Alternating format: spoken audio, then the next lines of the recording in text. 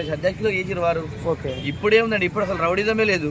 ఆనాడు అంత పెద్ద రౌడీ షీటర్లు హేమా ఏమిలు ఉన్నటువంటి అంత ఆ రోజులనే వారు తట్టుకొని ముందడి చేసి నడిచిర్రు.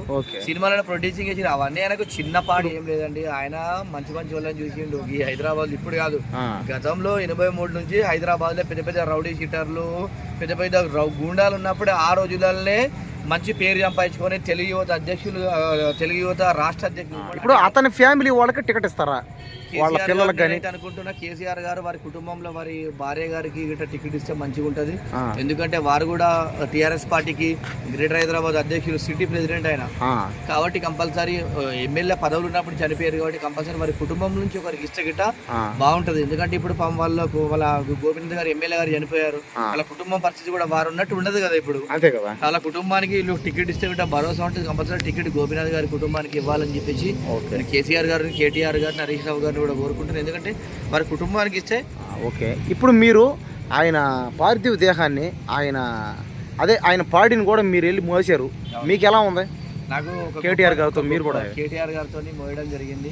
ఒక గొప్ప నాయకుడిని వారి పాడ మోయడం అంటే చాలా గొప్ప విషయము. అదే విధంగా వారికి పాడే వస్తారని నేను ఎప్పుడు కూడా అనుకోలే. గోపి అన్న గారు మంచి సేవ అంటే ఇలాంటి దుర్ఘటన వస్తుందని మీరు అనుకోలే, ఇది రాకూడదని మీరు అనుకున్నా. నేను ఒకరోజు నేను అంతకుముందు పోస్ట్ కూడా పెట్టినా. ఓకే గోపినాథ్ గారు మంచిగా కోలుకోవాలని ధర్మపురి లక్ష్మీనరసింహస్వామిని వేడుకుంటున్నా అని చెప్పి కూడా పోస్ట్ పెట్టడం జరిగింది. వారు మంచిగా రావాలి, ప్రజా జీవితంలో వచ్చి ప్రజలకు, పేద ప్రజలకు మళ్ళీ కూడా సేవ చేయాలి. అన్న, మన Jubilee hills MLA Maganti Gopinath గారు ఈ రోజే మరణించారు. మీకు ఎలా ఉంది? అంటే మీకు అతనికి మంచి బాండింగ్ అంతా, మంచి ఫ్రెండ్షిప్ అంట, మీకు ఎలా ఉంది? గోపీనాథ్ గారు చనిపోవడం చాలా బాధాకరమైన విషయం. ముఖ్యంగా వారి కుటుంబానికి నా ప్రగాఢ సానుభూతి. గతంలో చూసుకుంటే గోపీనాథ్ గారు, మేమంతా తెలుగుదేశం పార్టీలో పనిచేయడం జరిగింది. వారు చాలా సీనియరు. అయితే ఎల్రమణ దగ్గర నేను డిగ్రీ అయిపోయిన తర్వాత రమణతో తిరుగుతుండే, రమణతో ఆ విధంగా గోపీనాథ్ గారు నాకు పరిచయం. అప్పటి నుంచే 2013 నుంచి నాకు పరిచయం. తర్వాత 2014 ఎలక్షన్లో జూబ్లీహిల్స్ నుంచి పోటీ చేసిన వారు ఎమ్మెల్యే గెలవడం జరిగింది. మంచి నాయకుడు.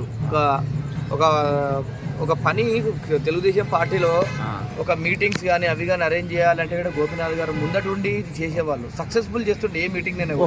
ఒక్క మాట, అతను చనిపోవడానికి కారణాలు ఇవన్నీ ఏంది అసలు? చాలా మంది వారికి కిడ్నీ ట్రాన్స్ప్లాంట్ అయింది, కిడ్నీ ప్రాబ్లం ఉంది.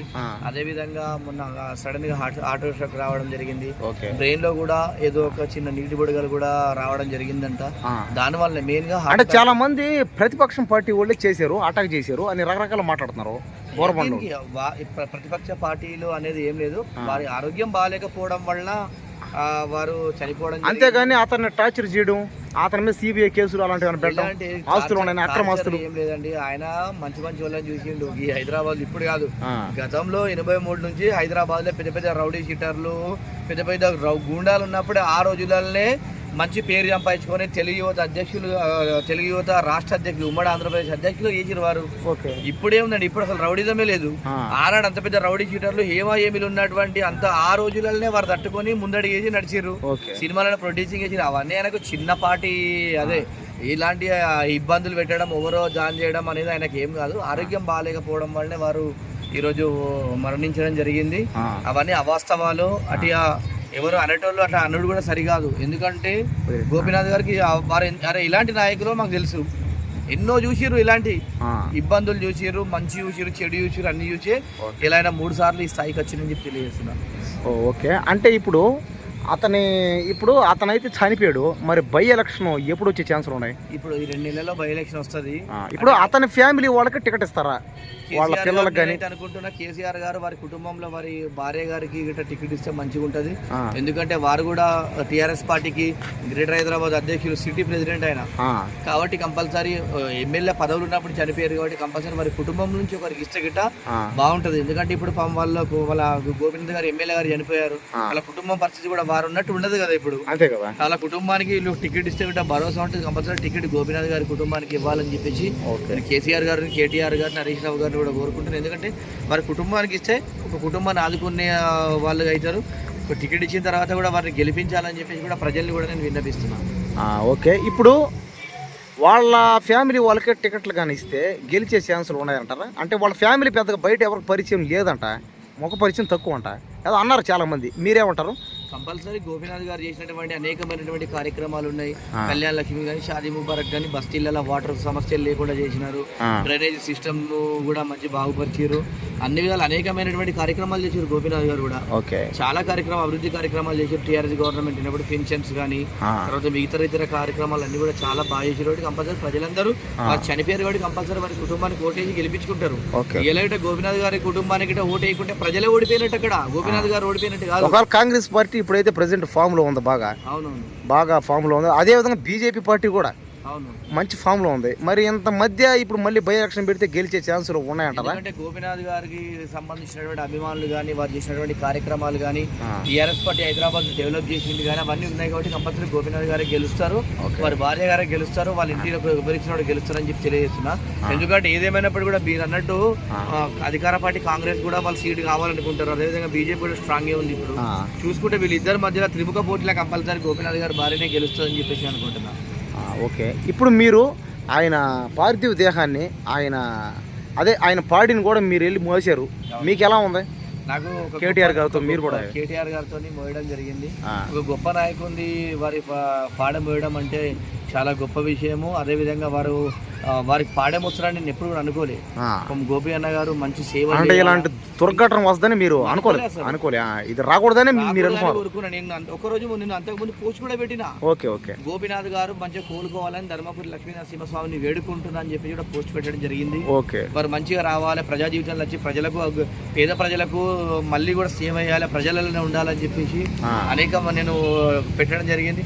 ఏదేమైనప్పటికీ కూడా దేవుడు భగవంతుడు గోపీనాథ్ గారి సేవల్ని ఇక్కడికి చాలని మరి అంత మంచి వ్యక్తిని తీసుకుపోయారు అని చెప్పి బాధ అనిపిస్తుంది. ఏదేమైనప్పటికీ కూడా గోపీనాథ్ గారు అయితే జూబ్లీహిల్స్ నియోజకవర్గంలో వరుసగా 3 సార్లు గెలిచి, ఇప్పుడు అతను 3 సార్లు గెలిచిన మంత్రి పదవి అయితే ఇవ్వలేదు. దానికి కారణం ఏమంటారు? అంటే మంత్రి పదవి అంటే వారు గతంలో టీడీపీలో ఉండే కదా, టీడీపీలో వచ్చినప్పుడు హైదరాబాద్ ఈక్వేషన్ చూసుకుంటే అంటే మోస్ట్ సీనియర్ లీడర్స్ ఉన్నారు కాబట్టి నెక్స్ట్ రోజుల్లో భవిష్యత్తు రోజుల్లో వస్తుండే వారికి. ఓకే, అంటే ఈసారి గెలిస్తే ఖచ్చితంగా ఇచ్చేవాళ్ళ మంత్రి పదవి. నెక్స్ట్ ఎలక్షన్ లో గెలిస్తే గవర్నమెంట్ పోయింది కదా, గవర్నమెంట్ ఉంటే మంత్రి ఇచ్చేవాళ్ళ, మంత్రి పదవి ఇచ్చేవారు. అది కూడా సినిమా ఫీల్డ్ ఇస్తే బాగున్నాం, ఎందుకంటే అది జూబ్లీహిల్స్ లో ఉంది సినిమా ఫీల్డ్ అంతా. వారికి కూడా సినిమా ఫీల్డ్ మీద చాలా అవగాహన ఉంది కాబట్టి కంపల్సరీ గోపీనాథ్ గారికి ఇష్టం బాగుండు. కానీ గవర్నమెంట్ పోయింది కాబట్టి నెక్స్ట్ గవర్నమెంట్ వస్తే వారికి కంపల్సరీ ఇస్తుండే. అందుకే ఆయన చూడండి 2 సార్లు సిటీ ప్రెసిడెంట్ చేశారు కేసీఆర్ గారు. హైదరాబాద్ సిటీ ప్రెసిడెంట్ అంటే ఆషామాషి మంచి పదవులు కూడా అనుభవించారు. దేశంలో కూడా వారు మంచి మంచి పదవులు చేసిరు. అదేవిధంగా ఇక్కడ కూడా ఎమ్మెల్యే గెలిచి ప్రజలకు సేవ చేసిరు. మంచి ఆయన యూత్ కి మంచి ప్లేస్ ఇచ్చారంట, అంటే కార్పొరేటర్లకు అందరినీ ఎంకరేజ్ విషయాల్లో మాత్రం చాలా గొప్ప విషయం అండి. ఎన్టీ రామారావు గారి తర్వాత ఒక మంచి నిర్ణయాత్మకమైన లీడర్ అంటే నేను గోపీనాథ్ గారు రేపినండి. యువకులకు టికెట్లు ఇచ్చిండండి. 30 సంవత్సరాల లోపు ఉన్నటువంటి యువకులకు ఎంతమందికి ఈ జూబ్లీహిల్స్ కాన్స్టిట్యూన్సీలో అంతా యువకులకే టికెట్లు ఇచ్చారు. మనం చూసుకుంటే గిట్ట ఇక్కడ యూసుఫ్పూర్ లో అప్పుడు సాయి నుండి తెలుగుదేశం నుంచి సాయికి టికెట్ ఇచ్చిండు. ప్రహ్లాద్ అన్న వాళ్ళ అబ్బాయి రేమత్తార్ నుంచి ఆయన యూత్ పిల్లగాడు, చిన్న పిల్లగాడు, ఆయన టికెట్ ఇచ్చిండు. అదే విధంగా చూసుకుంటే మన తర్వాత బాబా ఫసద్దీన్ మన అప్పుడు బాబా గారు లేరు, తర్వాత వచ్చి దీదీప్య గారికి, తర్వాత నెక్స్ట్ ఎలక్షన్ లో కూడా సిఎన్ రెడ్డి గారికి కానీ ఇదే పార్క్ దగ్గర ఆయన ఎన్నెన్నో కార్యక్రమాలు కూడా చేశాడు. ఈ పార్క్ దగ్గర మీరున్న ప్లేస్ లోనే. కానీ మీకు ఎలా ఉంది?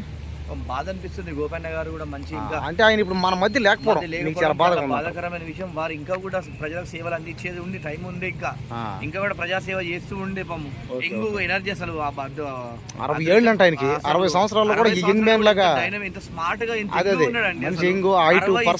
వ్యక్తి అంటే సరే నమ్ముతారు ఎవరైనా? అంత ఫుడ్ మెయింటెనెన్స్ గానీ, అంత మెయింటెనెన్స్ గానీ ఒక సినిమా హీరో లాగా ఉంటుండే ఆయన. అంత మంచి పోవడం చాలా బాధాకరం.